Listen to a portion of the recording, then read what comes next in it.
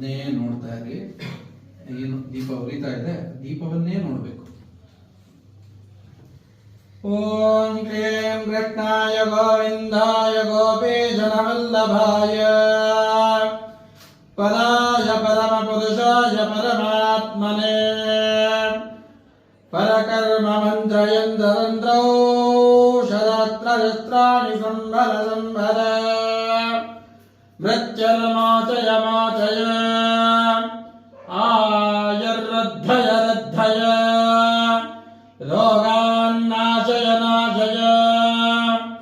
ಓಂ ನಮಃ ಭಗವತೆ ಮಹಾ ಸುದರ್ಶನಾಯ ನೇತ್ರೇ ಜ್ವಾಲಾಮಲಿಯುತಾಯ ಸರ್ವದಿಕ್ಷೋಗಣಕರಾಯ. ಓಂ ಫಟ್ ಪರಬ್ರಹ್ಮಣೇ ಜ್ಯೋತಿಷೇ ಮಹಾವಿಷ್ಣವೇ ಮಹಾಸುದರ್ಶನಾಯ ನಮೋ ನಮಃ. ಓಂ ಕ್ಲೀಂ ಕೃಷ್ಣಾಯ ಗೋವಿಂದಾಯ ಗೋಪೀಜನವಲ್ಲಭಾಯ ಪರಾಯ ಪರಮಪುರುಷಾಯ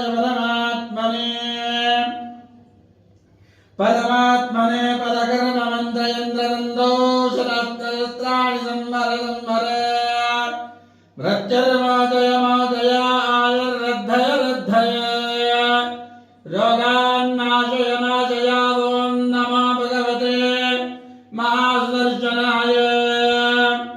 ಓಂ ಫಟ್ ಪರಬ್ರಹ್ಮಣೇ ಜ್ಯೋತಿಷೇ ಮಹಾವಿಷ್ಣವೇ ಸುದರ್ಶನಾಯ ನಮೋ ನಮಃ.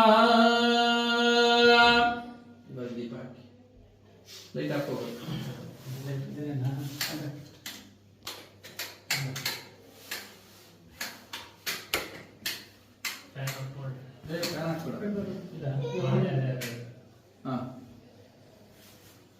ಒಂದು ನಿಮಿಷ ಕುತ್ಕೊಂಡು ಪ್ರಾರ್ಥನೆ ಮಾಡಿಕೊಳ್ಳಿ.